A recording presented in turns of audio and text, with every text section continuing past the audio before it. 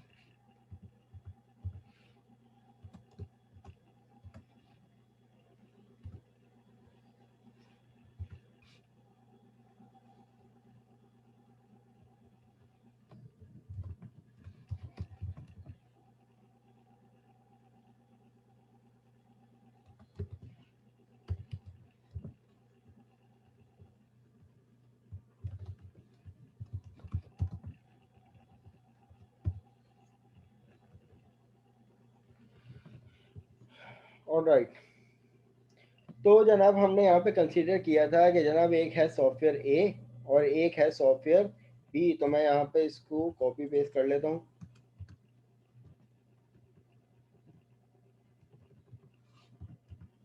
ठीक है, और यहाँ पर इसकी वैल्यू चेंज कर देता हूँ, इसको कह देता हूँ 80, और इसको कह देता हूँ 1। तो देखें अब यहाँ पे वैल्यूज क्या लिखी हैं। सपोज कर लें कि भाई एक सॉफ्टवेयर ए है जिसका मीन टाइम बिटवीन फेलियर क्या होना चाहिए, वो यहाँ पर भी कैलकुलेट कर लेते हैं। इसका मीन टाइम बिटवीन फेलियर होना चाहिए 102, और इसी तरीके से इस सॉफ्टवेयर का मीन टाइम बिटवीन फेलियर होना चाहिए 81। यही फिगर बनेंगी अगर हम इनको प्लस करेंगे। बट यहाँ पर नोटिस कीजिए क्लास के मीन टाइम टू फेलियर की टर्म है क्या और मीन टाइम टू रिपेयर की टर्म है क्या, इनके यूनिट से समझ में आ रहा है कि ये टर्म है क्या।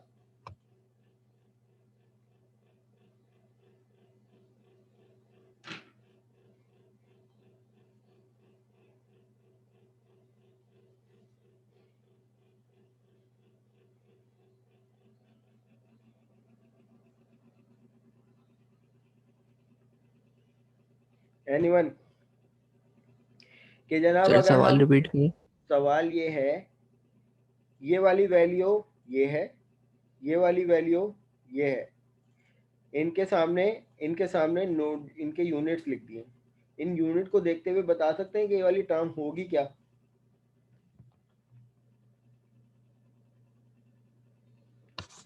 मतलब हर 100 टाइम्स बाद ये फेल होगी। वेरी गुड, 100 टाइम बाद जो है वो फेल, बिल्कुल सही कहा कि जनाब अगर हम सॉफ्टवेयर ए की बात करें तो वो 100 दफा चलने के बाद फेल हो रहा है।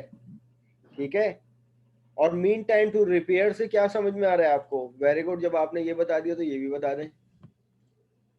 रिपेयर होने में इतना टाइम लगेगा। वेरी गुड, रिपेयर होने में इतना टाइम लग रहा है, excellent.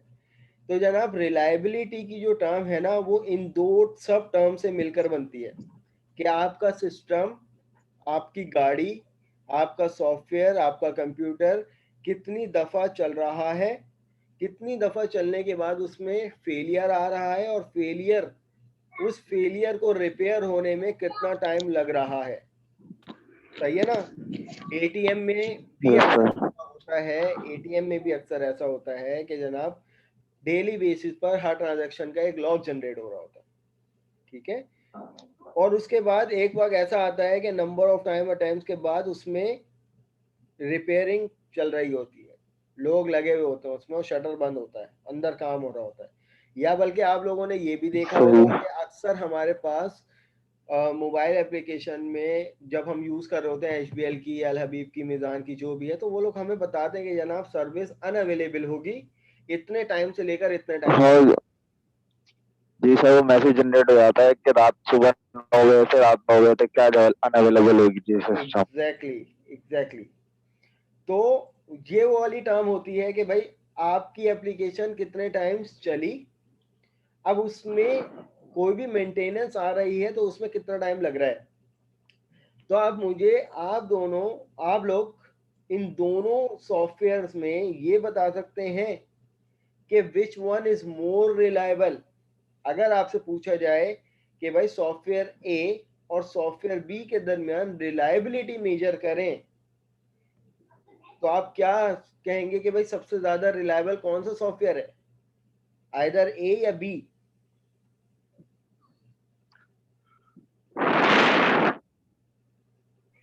Sir B.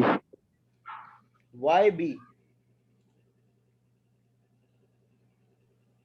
Sir I guess नहीं बी नहीं सर, सॉफ्टवेयर है जी ए के क्या? क्यों? सर, सॉफ्टवेयर ए।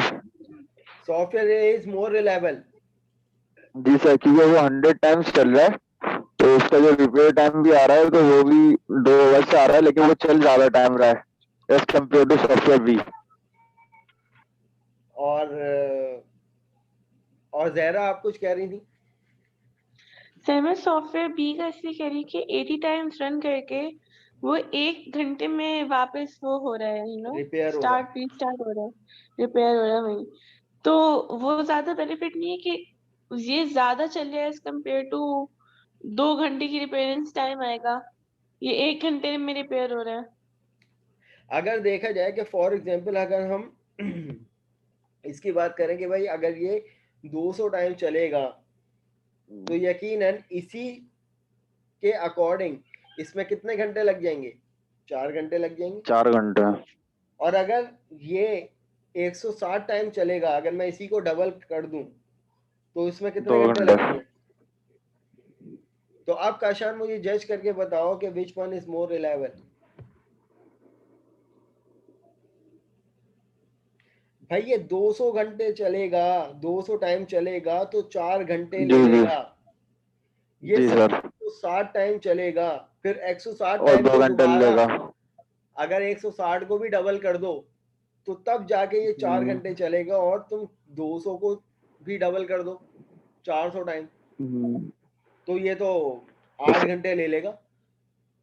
जी तो सर, तो जनाब फिर उस सॉफ्टवेयर, सिचुएशन में सॉफ्टवेयर भी ज्यादा होगा। हाँ, तो अब हमें क्या करना पड़ता है? देखिए, रिलायबिलिटी का डिसीजन हमेशा याद रखिएगा इन दोनों टर्म्स को देखते हुए करना पड़ता है। हम ये नहीं कह सकते कि भाई जिसका मीन टाइम बिटवीन फेलियर ज्यादा आ गया वो सबसे ज्यादा रिलायबल है, नहीं, ये कोई शर्त नहीं है। या हम ये नहीं कह सकते कि भाई इसमें ज्यादा टाइम लग रहा है इसमें कम लग रहा है इसलिए रिलायबल है, नहीं। हमें ये भी देखना पड़ेगा कि भाई सबसे ज्यादा अटेम्प्ट्स किसकी हैं। अगर देखा जाए तो यहाँ पर अटेम्प्ट भी इसकी ज्यादा है, टाइम भी इसमें ज्यादा लग रहा है, लेकिन फिर भी हम इसको ज्यादा रिलायबल कह रहे हैं। वो इसलिए कह रहे हैं क्योंकि इस चीज को देखते हुए, टाइम को देखते हुए। 1 ठीक है, घंटा। तो अब यहाँ पर अगर ये 100 दफा में 2 घंटे ले रहा है तो जाहिर सी बात है ये 100 को भी अगर हम 50% भी लेस कर दें तो जनाब तब भी ये भारी है। तो 100 का 50% लेस कर देंगे तो तब जाके वो 1 घंटे पे आएगा। अगर हम इसका 50% कर देंगे तो भाई जाहिर सी बात है ये तो 100 से तो ज्यादा ही है, 50 से तो ज्यादा ही है। तो ये 40 हो जाएगा और तो ये आधे 40 हो घंटे में जाएगा, रिपेयर हो जाएगा। आधे घंटे में हो जाएगा। तब भी इसकी एफिशिएंसी ज्यादा है, इसकी रिलायबिलिटी क्या है, ज्यादा है। समझ में आ रही है हम जज किस तरीके से कर रहे हैं? अगर आपसे पूछ लिया जाए कि भाई दो सॉफ्टवेयर हैं और उन दोनों के दरमियान mean time between failure, mean time to failure ये है, रिपेयर टाइम ये है, तो अब अगर पूछ लिया जाए कि विच सॉफ्टवेयर इज मोर रिलायबल, तो बता सकते हो? सर अभी यहाँ पे इस सिचुएशन पे सॉफ्टवेयर बी आप बोल रहे हैं कि रिलायबल है सर। जी हाँ। क्या नाम है, रन टाइम कम हो बट रिपेयरिंग टाइम मतलब नहीं, रन टाइम थोड़ा सा दोनों को एज देखते हुए कम्पेयर टू हमें मेजर सॉफ्टवेयर करना है। है जहरा, दोनों को तो देखते हुए हमें मेजर करना है। सर अगर आपने एक और सॉफ्टवेयर दे दिया तो? देख लो, कंसीडर कर लो। ये रहा हमारे पास सॉफ्टवेयर सी। और जिसमें हमने कह दिया कि जनाब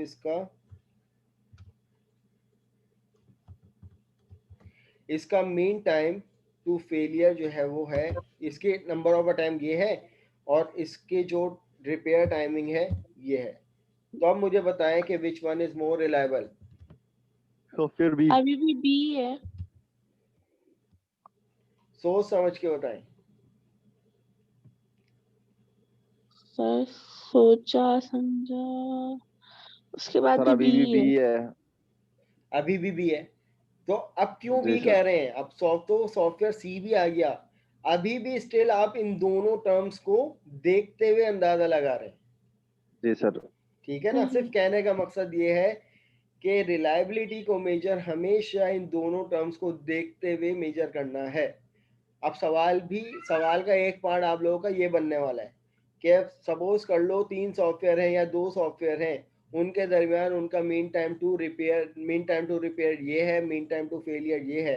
तो आइडेंटिफाई करो, और बल्कि मैंने अगर कह दिया कि भाई B software is more reliable than A और पूछ लिया वाई, तो अब उसका रीजन लिखना पड़ेगा आपने, सही है, कैलकुलेशन के साथ।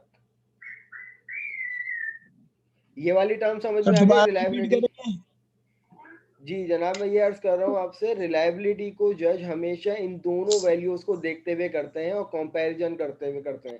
रिलायबिलिटी को जज कभी भी ऐसा नहीं करेंगे कि जिसका मीन टाइम बिटवीन फेलियर सबसे ज्यादा आ गया वो सबसे ज्यादा रिलायबल है, नहीं, ऐसा नहीं है।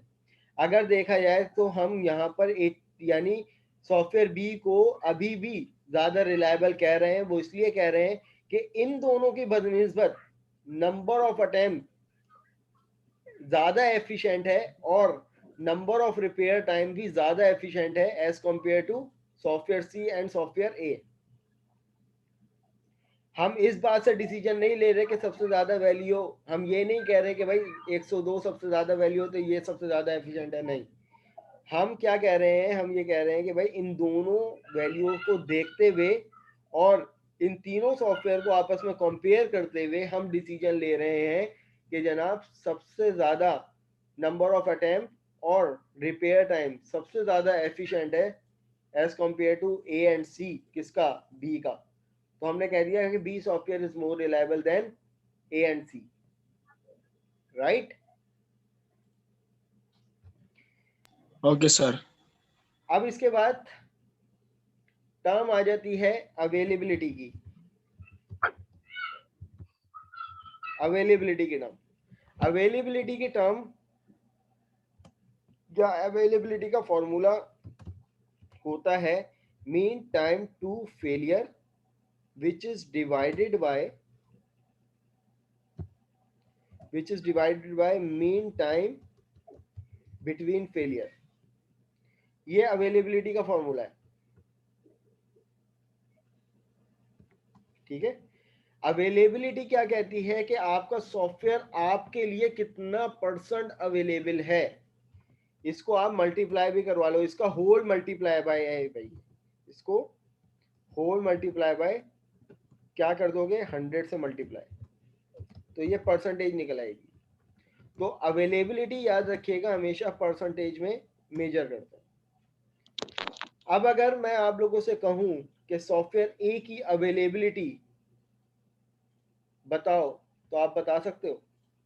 अगर मैं यहाँ पर सॉफ्टवेयर ए की बात करूं और आइडेंटिफाई करूं कि सॉफ्टवेयर ए कितना परसेंट मुझे अवेलेबल है, तो आप बता सकते हो कितना परसेंट है। फॉर्मूला आपके सामने,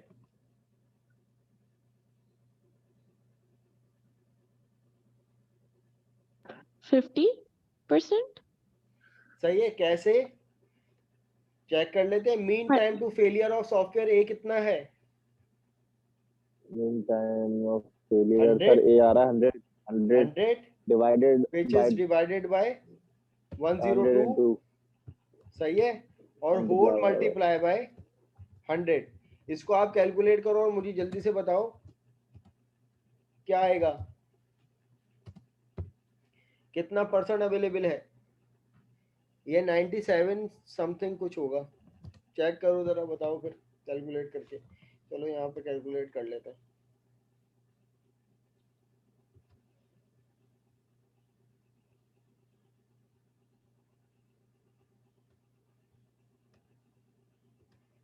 100 डिवाइडेड बाय 102 और मल्टीप्लाई बाय 98.03 100 कितना आया 98.03 % कि आपका ये वाला सॉफ्टवेयर जो है वो इतना % आपके लिए क्या है अवेलेबल है।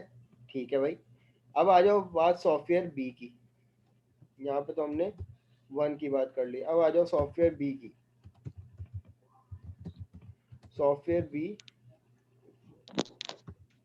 विच इज इक्वल टू, तो 98.76 ये क्या हो जाएगा 80 80 divided by 80 81 divided by 81 81 multiply into by 100 100 कितना हो जाएगा। 98.76 तो अब यहाँ पर कुछ समझ में आ रहा है 98.76%। 6 अब कैलकुलेट कर लो आप लोग। Software C 97.9 software C which is equal to, ये कितना आ जाएगा 70 divided by 71.5 into 100 equals to 97.9 ये आ जाएगा 71.5 71.5 which is equal to, which is multiplied by 100 and which is equal to कितना आ जाएगा 98 97.9 97.9। तो क्या हमारा डिसीजन सही था। बिल्कुल सर। yes ठीक है, तो software B is more reliable and also the more available as compare to A and C. अब आप लोगों से दूसरी बात ये पता की जा सकती है कि भाई in which software is more available for you. आप क्या करोगे, सीधा सीधा इस तरीके से कैलकुलेट करके बताओ, समझ में आ क्या रही है। मतलब सर। इस तरीके से अब देखो आप लोगों को केस वाइज जो है वो तीनों सॉफ्टवेयर की MTTF और MTTR मेंशन कर दी और आप लोगों से ये कहा कि भाई तीनों सॉफ्टवेयर में ये बताओ कि which one is more reliable, right. Okay, तो sir. आप लोगों ने रिलायबिलिटी तो फाइंड आउट करके बता दिया, अब इस साथ साथ ये भी पूछ लिया कि in which software is more reliable for you. Sir, availability नहीं बोलेंगे आप? नहीं sorry, more available for you. B ठीक है, तो अब आप क्या ये करोगे, लिख के बताना है ना मैं। तीनों की कैलकुलेशन करके फिर डिसीजन लेकर मुझे बताना है कि जनाब आप क्यों कह रहे हो कि सबसे ज्यादा अवेलेबल बी है, क्योंकि सबसे ज्यादा % आपके लिए वही अवेलेबल है। ठीक है, तो जितना सॉफ्टवेयर Yes, sir. ज्यादा रिलायबल होगा उतना ही सॉफ्टवेयर ज्यादा अवेलेबल भी होगा। डायरेक्टली प्रोपोर्शनल चीज है ये दोनों। बट अगर हम परफॉर्मेंस की बात करें तो परफॉर्मेंस को कहते हैं रिलायबिलिटी प्लस अवेलेबिलिटी। ठीक है, आप क्या करोगे, परफॉर्मेंस फाइंड आउट करोगे इन तीनों सॉफ्टवेयर के दरमियान। तो अगर हम यहाँ पर परफॉर्मेंस ऑफ सॉफ्टवेयर ए की बात करें, मैं यहाँ पर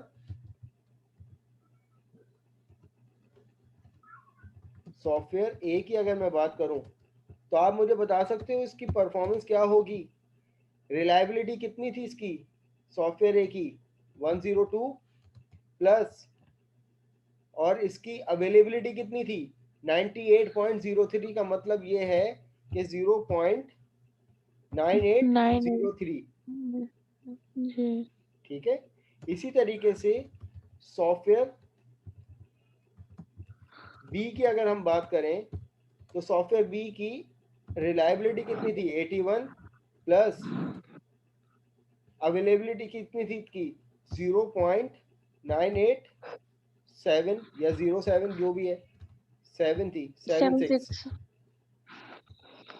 इसी तरीके से सॉफ्टवेयर सी की अगर हम बात करें तो उसमें इसकी अवेलेबिलिटी, इसकी रिलायबिलिटी कितनी थी, 71.5 5 प्लस 0.979। 9।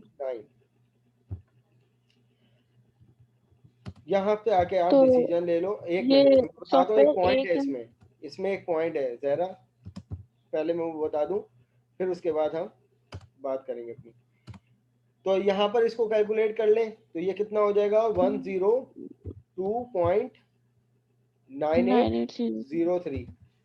इसी तरीके से ये कितना हो जाएगा, 81.9876। फिर इसी तरीके से 71 पॉइंट, ये कितना हो जाएगा, 5 + 9 कितना होगा, 14 समथिंग कुछ हो जाएगा इस तरीके से। तो अब यहाँ पर आप मुझे बता सकते हैं कि किसकी परफॉर्मेंस सबसे ज़्यादा हाई है, सॉफ्टवेयर ए की। But software A is not more reliable, हमने ये भी बात की थी। तो याद रखिएगा, अवेलेबिलिटी और रिलायबिलिटी दोनों directly proportional software quality attributes हैं, बट परफॉर्मेंस एंड रिलायबिलिटी, इन दोनों में क्या है, कॉन्फ्लिक्ट पैदा होता है। वो कौन से दो सॉफ्टवेयर क्वालिटी एट्रीब्यूट्स हैं कि अगर आप जिसको मेजर करने जाएंगे तो दूसरा वाला खराब होना शुरू हो जाएगा, दूसरे वाले को मेजर करने जाएंगे तो पहला वाला खराब होना शुरू हो जाएगा। तो वो है जनाब रिलायबिलिटी और परफॉर्मेंस। कि अगर आप रिलायबिलिटी को अगर मेजर करने चले गए, कि अगर आपने इसको छेड़ने की कोशिश की रिलायबिलिटी, तो जाहिर सी बात है इसकी रिलायबिलिटी कम हो जाएगी और परफॉर्मेंस क्या हो जाएगी, रिलायबिलिटी मैनेज हो जाएगी, परफॉर्मेंस खराब हो जाएगी। अभी हम ये कह रहे थे कि भाई ए सॉफ्टवेयर जो था वो इतना ज़्यादा रिलायबल नहीं था, लेकिन अगर देखा जाए ए बी और सी में तो सबसे ज़्यादा परफॉर्मेंस कौन दे रहा है, ए ही दे रहा है। ठीक है, तो कॉन्फ्लिक्ट पैदा हो गया। अगर हम ए की रिलायबिलिटी को छेड़ेंगे, रिलायबिलिटी को अगर अच्छा करने की कोशिश करेंगे, तो फिर ए की परफॉर्मेंस ज्यादा नहीं रहेगी, सही है, फिर बी की परफॉर्मेंस ज्यादा हो जाएगी, बट फिर बी की रिलायबिलिटी खराब हो जाएगी, परफॉर्मेंस हाई हो जाएगी। समझ में आ रही है बात?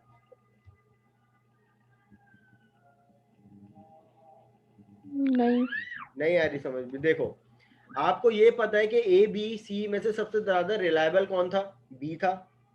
आपको ये पता है कि ए बी सी में सबसे ज्यादा अवेलेबल भी कौन था, बी था। बट अगर परफॉर्मेंस के एक्सपेक्ट से बात की जाए तो इस टाइम सबसे ज्यादा परफॉर्मेंस किसकी आ रही है, ए की। अगर ए, बट जबकि हमने कहा था कि भाई ए जो है वो रिलायबल नहीं है, बी रिलायबल है, जबकि बी की परफॉर्मेंस क्या है, ए की परफॉर्मेंस से कम है। अगर हम ए की रिलायबिलिटी को अगर अच्छे करने की कोशिश करेंगे तो फिर क्या हो जाएगा, इनकी परफॉर्मेंस की वैल्यू क्या हो जाएगी, बढ़ जाएगी, या तो ये बढ़ जाएगा या तो ये बढ़ जाएगा, और फिर ए की परफॉर्मेंस खराब हो जाएगी, बट ए रिलायबल हो जाएगा। परफॉर्मेंस खराब हो जाएगी, रिलायबल वो ज्यादा हो जाएगा। तो ये दो क्वालिटी एट्रीब्यूट कौन से, रिलायबिलिटी और परफॉर्मेंस, ये दो क्वालिटी एट्रीब्यूट ऐसे हैं कि अगर रिलायबिलिटी को अच्छा करने की कोशिश करेंगे तो परफॉर्मेंस खराब होगी, और अगर परफॉर्मेंस को अच्छा करने की कोशिश करेंगे तो रिलायबिलिटी खराब होगी। अब आप लोगों से ये भी पूछा जा सकता है कि वो दो कौन से क्वालिटी एट्रीब्यूट्स हैं किसी भी एक सॉफ्टवेयर के, कि अगर हम एक को मैनेज करें तो दूसरा खराब हो जाए, दूसरे को अच्छा करने की कोशिश करें तो पहला वाला खराब हो जाए। तो क्या बताओगे? Reliability and availability. Reliability and performance. Reliability और अवेलेबिलिटी तो डायरेक्टली प्रोपोर्शनल है, बट रिलायबिलिटी और परफॉर्मेंस क्या है, इनवर्सली प्रोपोर्शनल। रिलायबिलिटी अच्छी तो परफॉर्मेंस खराब, परफॉर्मेंस अच्छी तो रिलायबिलिटी खराब। ठीक है भाई, ये बात समझ में आ गई? यहाँ तक मुझे बताओ कि कोई सवाल किसी किस्म का कोई चीज ना समझ में आई हो?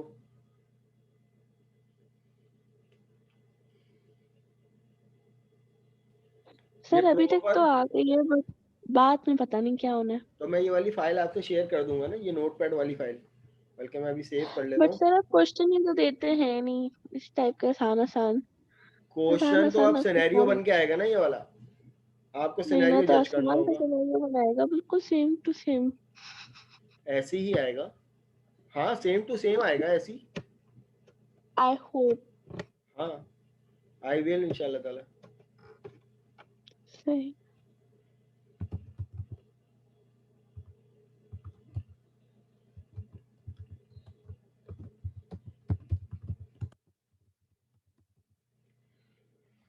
सॉफ्टवेयर क्वालिटी मीट्रिक मैंने क्यों लिखा है?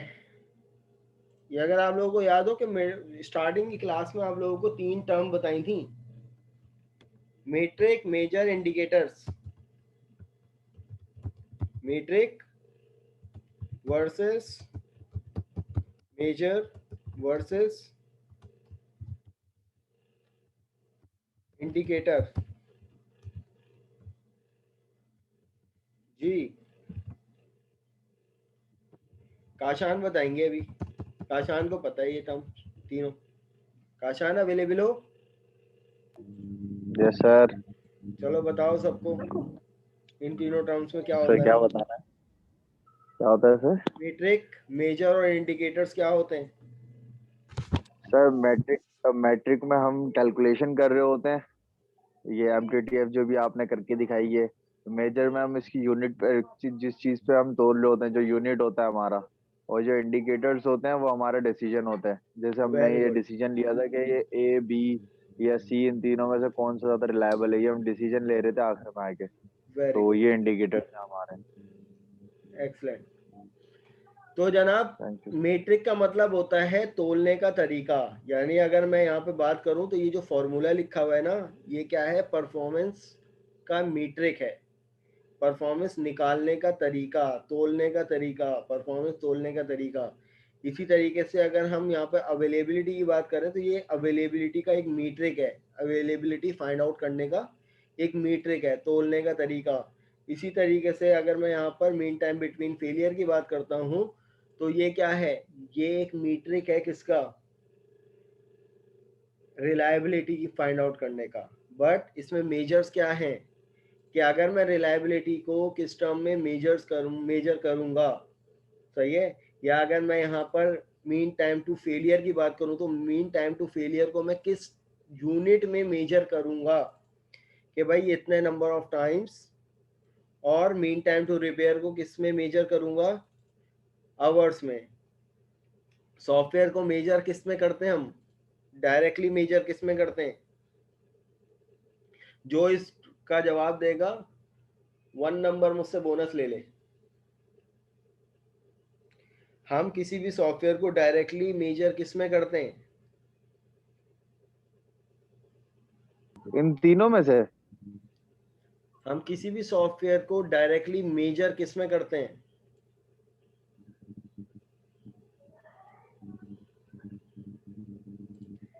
जिसको पता है वो पॉइंट आउट करे, रेज हैंड करे और जवाब बताए। जवाब सही होगा 0.1 का, वो 1 नंबर का बोनस ले ले मुझसे।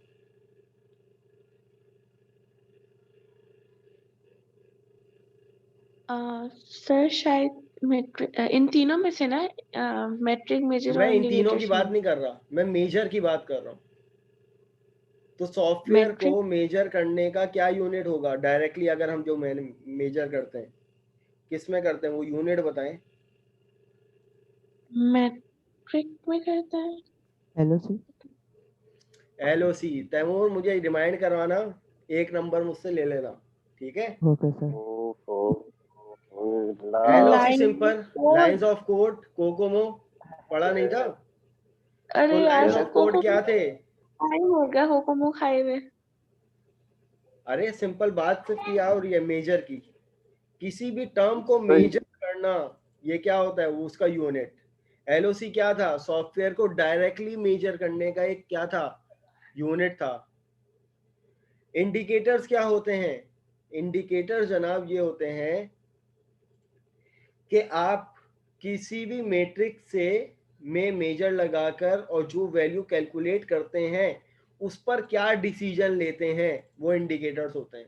अब फॉर एग्जांपल हमने mean time between failure calculate किया और उसके बाद उस पर डिसीजन लिया कि विच सॉफ्टवेयर इज मोर रिलायबल, तो ये क्या है, ये हमारे इंडिकेटर था।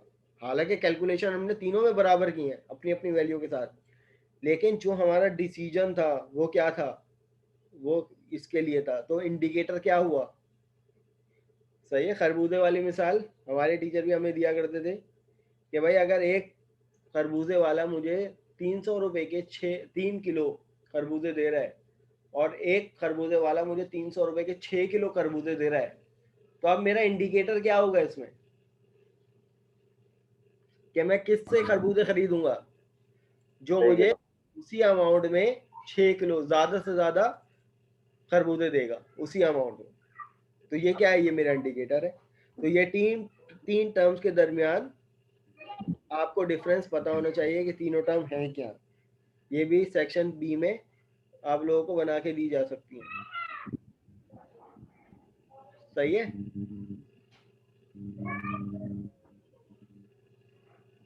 तो सॉफ्टवेयर क्वालिटी के 3 एट्रीब्यूट हमने कैलकुलेट किए, reliability, availability and performance. Reliability और अवेलेबिलिटी के दरमियान डायरेक्टली रिलेशनशिप फाइंड आउट किया, बट परफॉर्मेंस और रिलायबिलिटी के दरमियान इनवर्स रिलेशनशिप फाइंड आउट किया, सही है। और किस तरीके से सॉफ्टवेयर को कहा कि भाई मोर रिलायबल है, इसका मीन टाइम टू फेलियर और मीन टाइम टू रिपेयर को देखते हुए हम डिसीजन लेते हैं कि जनाब विच software is more reliable, right.